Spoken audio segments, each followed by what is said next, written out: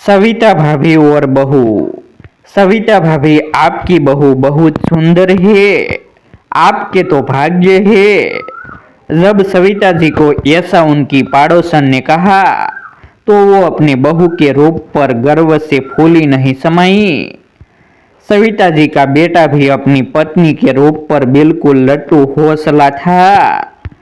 कुछ ही महीनों में सविता जी की बहू गर्भवती हो गई तो सविता जी ने उसकी सेवा में दिन रात एक कर दिया। कभी उसे खुद से पानी लेने के लिए भी नहीं उठने देती। सब कुछ वो खुद करती। धीरे धीरे बहू को भी आराम करने की आदत हो गई। वो अब कोई भी काम खुद से नहीं करना चाहती थी। फिर 9 महीने बाद सविता जी की बहू ने एक बहुत ही खूबसूरत और स्वस्थ पुत्र को जन्म दिया। उसके पुत्र के जन्म के कुछ महीनों पश्चात जब उनकी बहू तन और मन से हुष्ट पुष्ट हो गई, लेकिन घर के काम अब भी सविता जी ही करती थी, क्योंकि उनकी बहू काम से बचने के बहाने अपने पुत्र में लगी रहने का दिखावा करने लगी। सविता जी सब कुछ खूब समझती थी, मगर कुछ कह नहीं पाती, क्योंकि अगर कुछ कहती तो उनकी बहू उनके ही पुत्र को उनके खिलाफ भड़का देती। धीरे धीरे वो दोनों सविता जी से कटने लगे, लेकिन सविता जी अपने पुत्र के लाड़ प्यार में कोई कमी नहीं रखती। घर के काम के साथ साथ अपने पुत्र की देखभाल भी अब वही करने लगी। सविता जी अपने पुत्र के शिशु अवस्था से लेकर बाल्यावस्था तक के खूब आनंद लेती, क्योंकि उन्हें अपने पुत्र के रूप में उनका पुत्र फिर से एक बच्चे के रूप में मिल गया।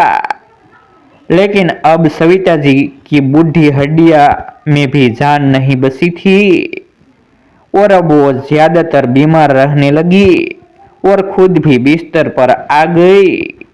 लेकिन सविता जी की बहू को उनकी देखभाल करना बोझ लगने लगा था, इसलिए अब वो सविता जी से छुटकारा पाना चाहती थी। फिर उसने धीरे धीरे सविता जी के पुत्र को भी राजी कर लिया। लेकिन सविता जी का पुत्र अब बाल्यावस्था से किशोरावस्था में पहुंच चुका था, तो उसे अपने माता पिता के लिए गए कृत्य से बहुत दुख होता कि उसके माता पिता अपने माता पिता के साथ कैसा व्यवहार कर रहे हैं।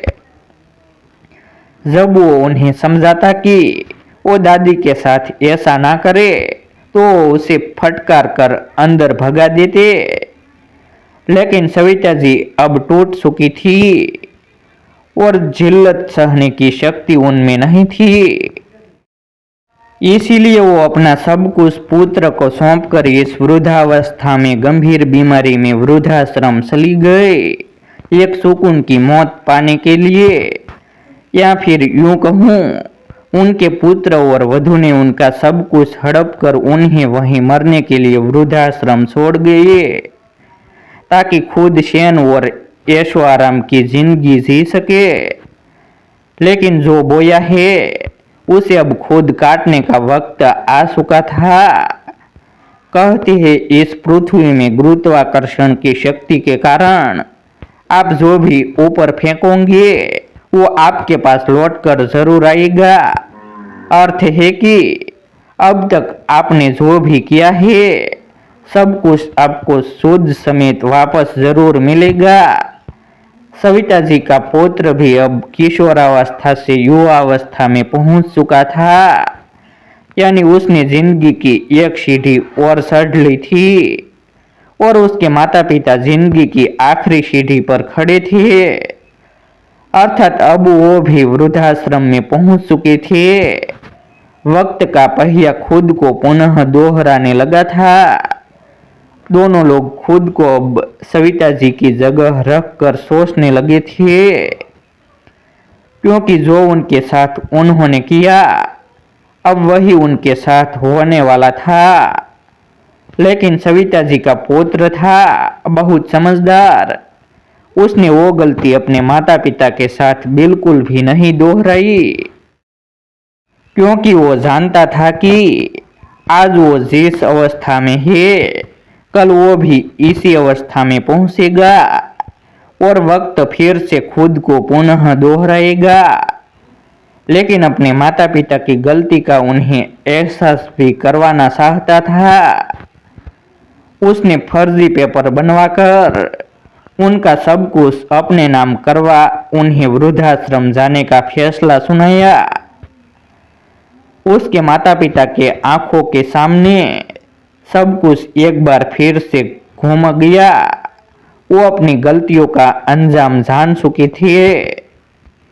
एक बार फिर से वो अपने पुत्र के पैरों पर गिर पड़े और रहम की भीख मांगने लगे। फिर उनके पुत्र ने जो कहा उसे सुन उन्हें अपनी गलती का भान हुआ, लेकिन अब कुछ भी नहीं हो सकता था। सविता जी तो जिंदगी की आखिरी सीढ़ी भी पार कर चुकी थी और इस दुनिया से विदा हो चुकी थी। जब उनके पुत्र ने बताया कि यह सब उसने उनकी गलती का भान कराने के लिए किया था और आप दोनों मेरे लिए अब भी पूज्य है, तो उसके माता पिता पश्चाताप और खुशी के आंसुओं में खुद के पापों को धो रहे थे। ऐसे ही नए नए वीडियो देखने के लिए हमारे YouTube चैनल सब्सक्राइब करें, वीडियो को लाइक करें और अपने मित्रों के साथ शेयर करें।